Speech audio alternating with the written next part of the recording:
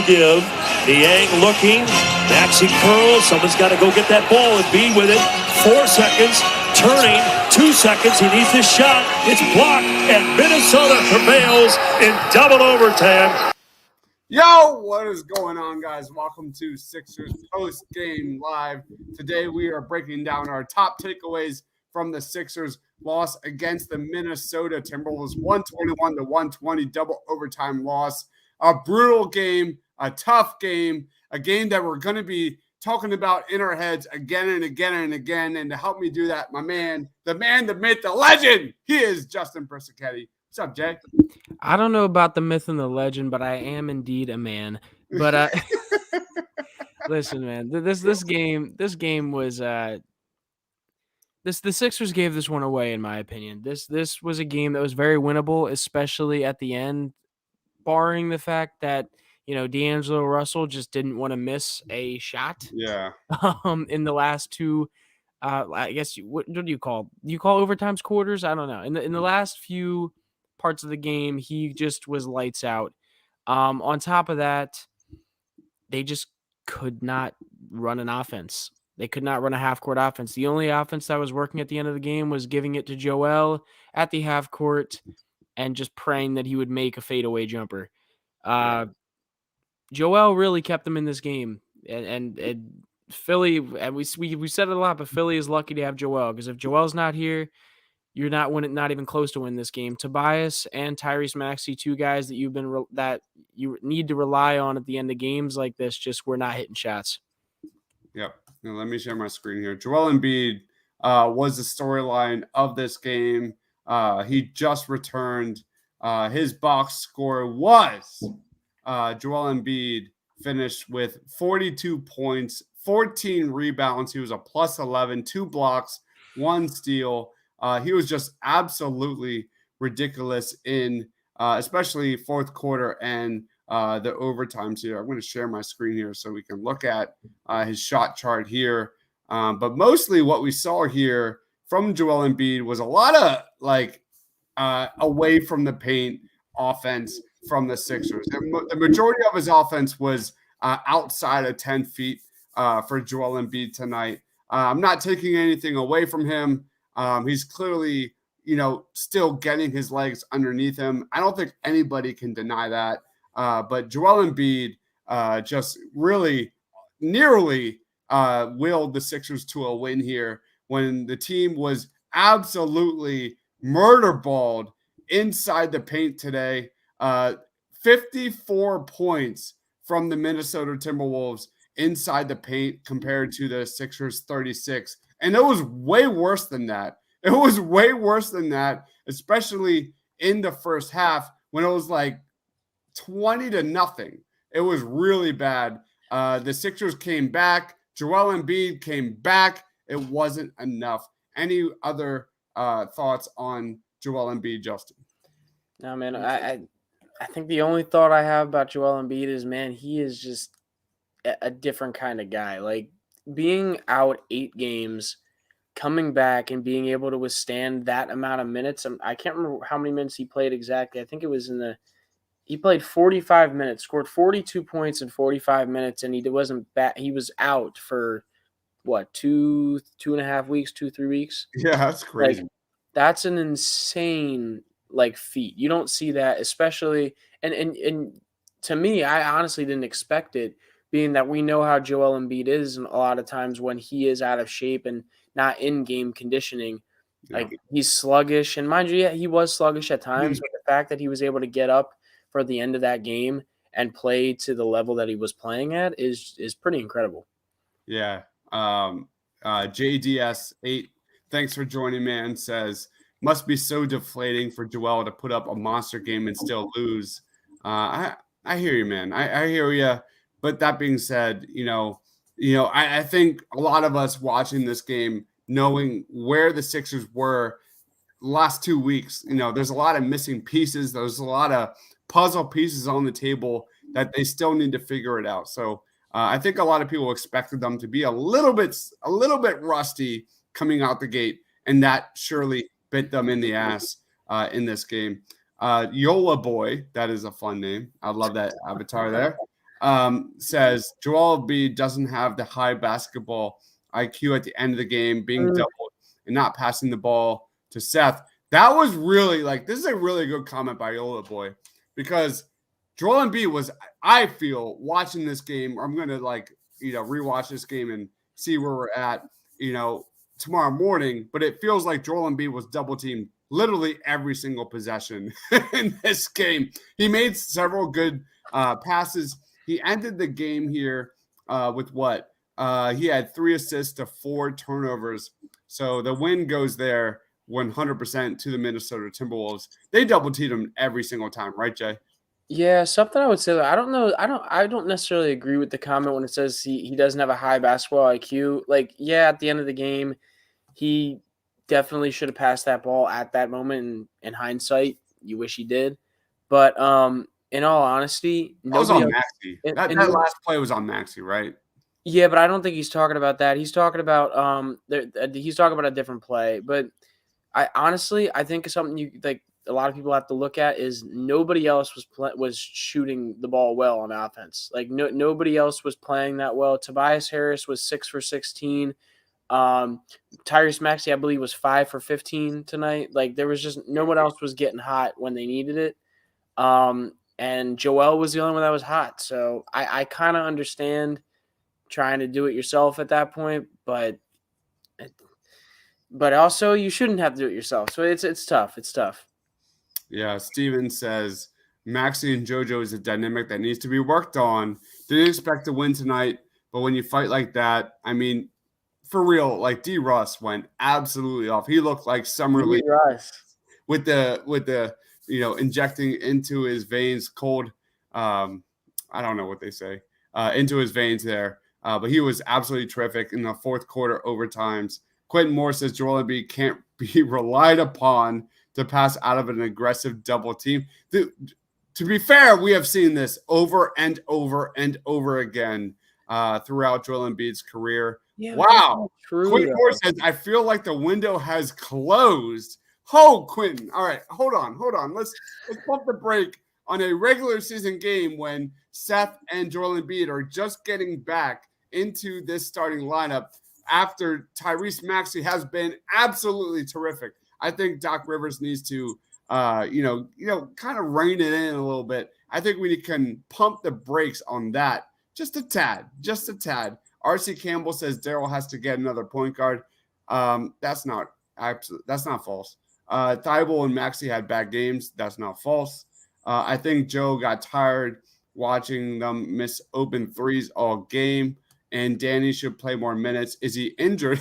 I think that's the first positive comment we've got from DG and probably about all of these Sixers post-game shows in a while, because I go back to Maxey, who had 8 points in that third quarter. Danny Green had 4 steals in that third quarter and was a big component of why the Sixers came back into this game after getting their throat cut in that first half. And it was brutal. This first half was absolutely brutal, especially offensively. So really, Justin, I think the main storyline of this game will be execution or lack thereof, lack of offensive execution in this game, man. I have been talking about this all season long, and we saw it sure enough on that last play. Here it is again. Beating the Sixers by a point. No fouls to give. Niang looking. Maxey curls. Someone's got to go get that ball. Look at this hero ball right here. This is the problems I have talked about Doc Rivers again and again that we saw in last year's play. Be with it. No one's moving around. It's Joel Embiid. Throw Joel Embiid the ball. 4 seconds. Turning. 2 seconds. He needs this shot. It's blocked. First of all, that is god awful to begin with. And we have seen this again and again. And I don't mean to complain about Doc Rivers. He's a great regular season coach. But when it comes to fourth quarter offense, when it comes to clutch situations, this coach, they don't get it done. The Sixers are top 10 in passes made this year. They are literally among the worst in the league in assists per game in the fourth quarters. In clutch situations, they have 5 turnovers to 8 assists. The team is a -12. The plus minus is 6th worst in the NBA. And you want this team to this team did a great job getting to the free throw line. I'm not going to go there. But beyond this game, they were literally 8th worst in free throw rate. You look at Tobias Harris, you look at Joel Embiid, ISO situations minus tonight, who I thought had a terrific game. There was a couple step back jumpers from Joel Embiid that really were impressive here, especially Tobias Harris, who had a stretch of offense. However, late game offense, fourth quarter offense continues to bite them in the ass, Justin.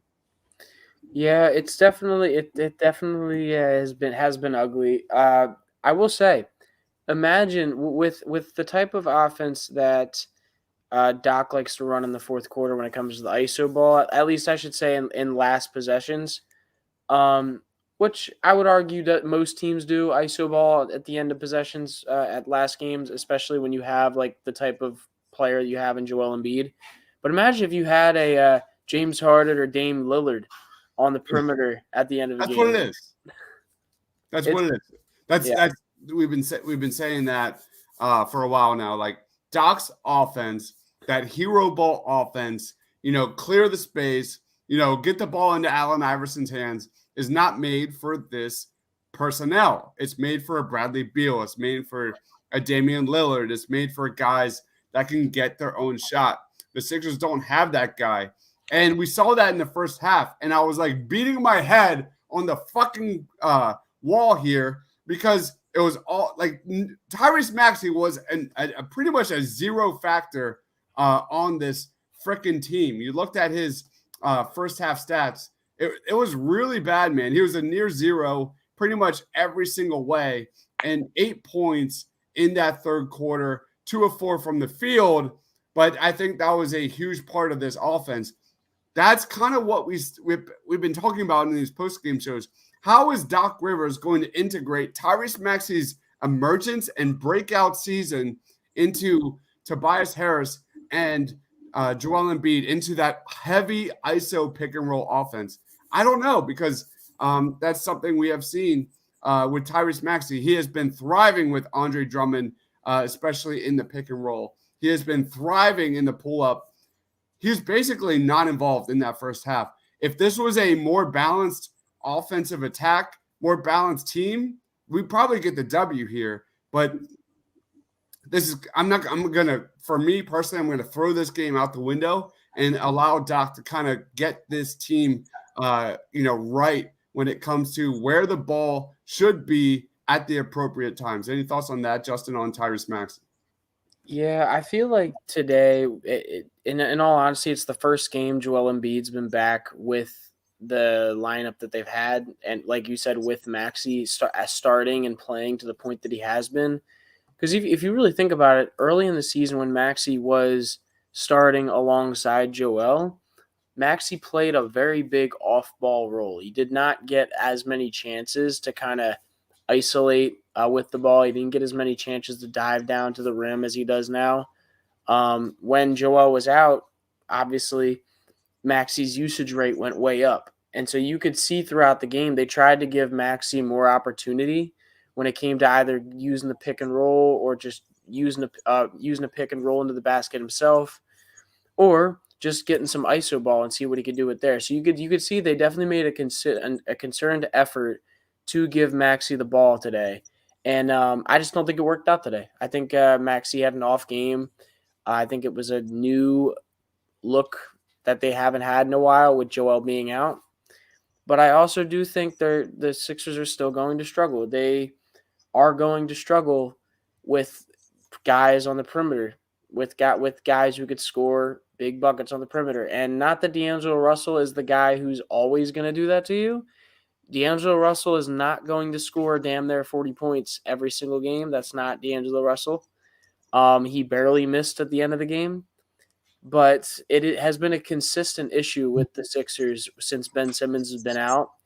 And honestly, it was still an issue when Ben Simmons was here. The perimeter guards killing him on the outside. So that's got to be figured out. No question. You look at kind of what we're looking at with the shot chart. Tyrese Maxey was 3 of 8 inside the paint tonight. At the rim, he's been nearly 74%. Drives to the basket have been up and up and up every single game as we have progressed. That's something to watch. That is 100% something to watch moving forward when Doc is trying to integrate Tobias Harris, Joel Embiid, and Tyrese Maxey, and how they are effective when it comes to winning basketball games. Tyrese Maxey had 5 free throws in this game. Over the last 3 games, he has been tearing it up, especially with getting to the free throw line. So that is not what I want to see. I wanted to see Doc kind of be mindful of Tyrese Maxey and how good he has been. I think Doc Rivers needs to, sniff the salt and realize, what is going on here. And that is not Tobias Harris. That is freaking Tyrese Maxey.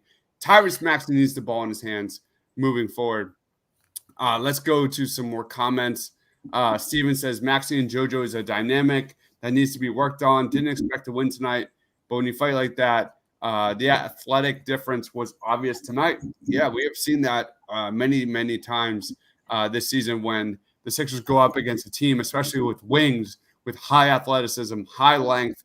They really struggle, especially the Sixers shooters, to get open looks. Quentin Moore says, Joel Embiid cannot be relied upon to pass out an aggressive double team. I don't want to go there. We already went through these comments, my guy. Yeah, I've been drinking. It's my Thanksgiving today. Don't get mad at me. Don't get mad at me. ABD says, I think Joe got tired of watching. Oh, we did. My God. I'm Here, sorry. I want to talk about this one. Petronius said Seth should have the ball in the clutch, not Tyrese. Now, listen, although I think Seth is someone who has ice in his veins a little bit, when it comes to getting open with a lengthy defender on him, it has been consistently shown this season and in seasons prior that Seth has a really hard time getting a shot off. So as much as I love the idea of Seth Curry, I don't love it against a lot of long athletic wings. And we just got done talking about how Minnesota has a lot of those kinds of guys. And it most likely is not going to happen with Seth Curry, who's barely over 6 foot tall, with not a very dynamic ball handling skill, with not very dynamic ball handling skills. Steven says Doc Rivers blows at coaching close games. It has been true for ages. And then my man Quentin, one of our regs, says Seth Curry is too small to get his own shot at the end of games. This is it. No, I mean, I don't think he's too small to get his own shot at the end of games. I just think when you're playing against certain teams who have certain personnel, it's going to be tough on him. He has shown at times that he can get his own shot at the end of games. He has. Look to the Atlanta series, last in the playoffs last year. Like, he was literally keeping the Sixers in games. So I don't fully agree with that. I think he is a legitimate, can get shots at the end of games. I just think when it comes to personnel and who's defending him, it's way harder for him too in some cases.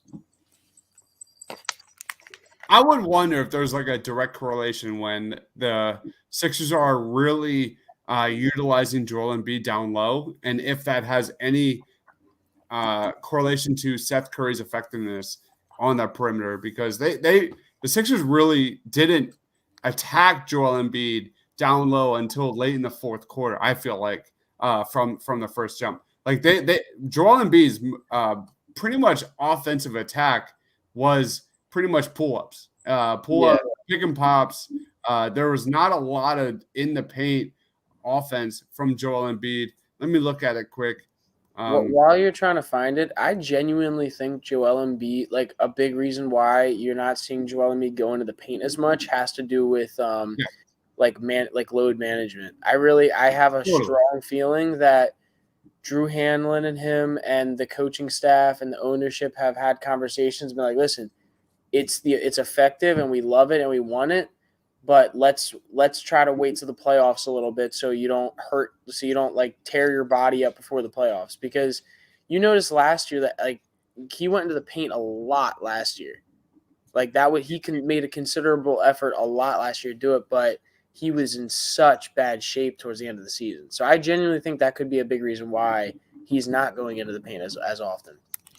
Joel Embiid was 0 of 3 inside the paint at the rim in the first half. He ended there with 4 of 10 from the field there in this overall. So here is Joel Embiid's shot chart. So he obviously had a very strong second half, but let's keep going, man. We have got a lot of comments. I want to say thank you to everyone commenting. Who is your player of the game, man? D'Angelo Russell. What? D'Angelo Russell. No, I'll save D'Angelo Russell for you. No, I'm gonna go Joel. I'm gonna take it from you. I'm gonna go Joel Embiid. Man, like I said this in the beginning of the video, but being out for 8 games straight, coming back and playing 40, what was it? What did I say? 45 minutes and scoring 42 points.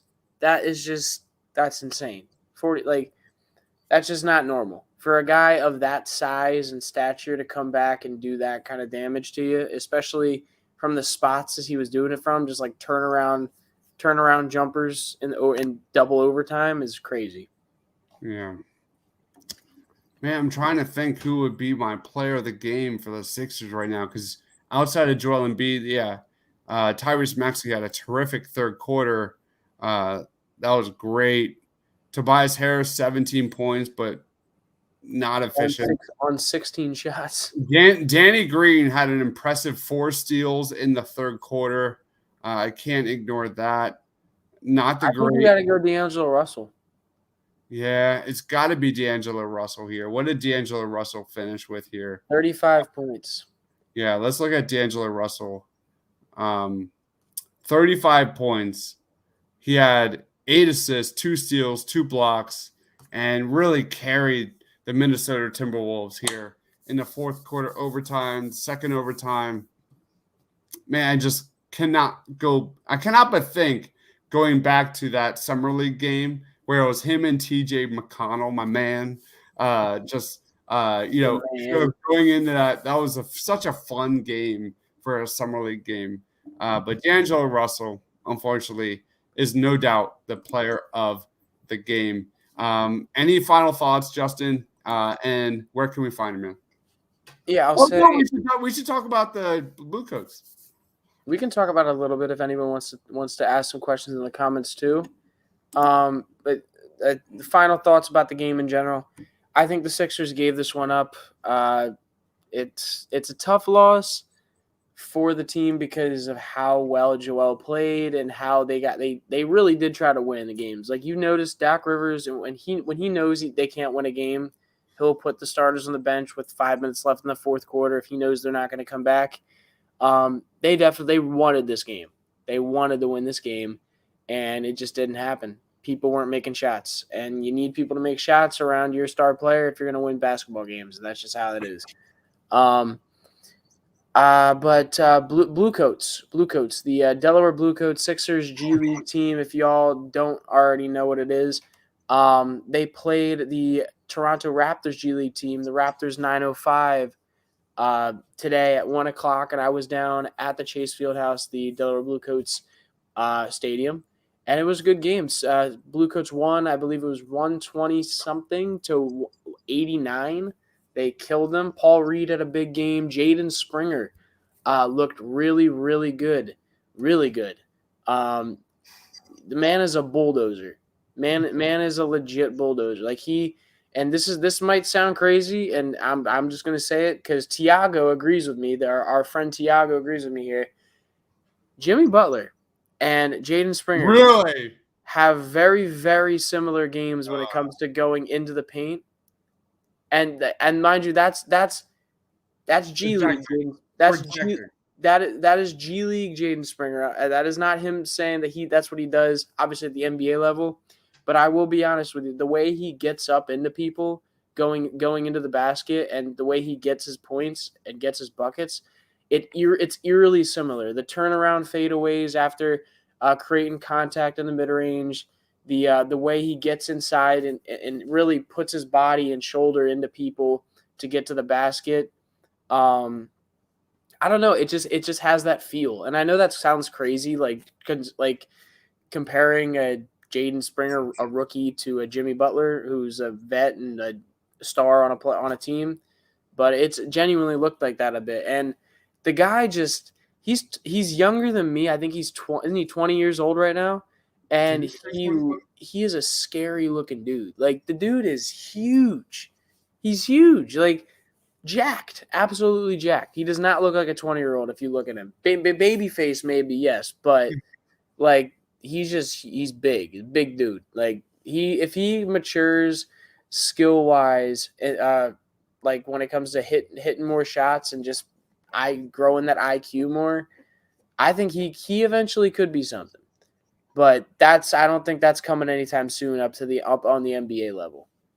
Awesome. That is my man over there. He is J_Persichetti.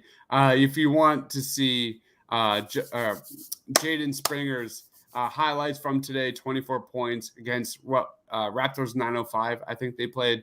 That is on the channel as well. So thank you, everybody, for commenting, reacting with us. We'll be back tomorrow morning for Cup of Joe. We haven't done this in a very, very long time. I need to go to bed, Justin. It's been a long day. It's my Thanksgiving day with my family. I'm going to bed. So drop a like on the video, people. Please, please, please, please drop a like on the video. Even though the Sixers lost, if you like the Sixers, if you don't like the Sixers, give us give it a like anyway. Yeah, give it a like anyway. For Justin, for myself, stay awesome, everybody.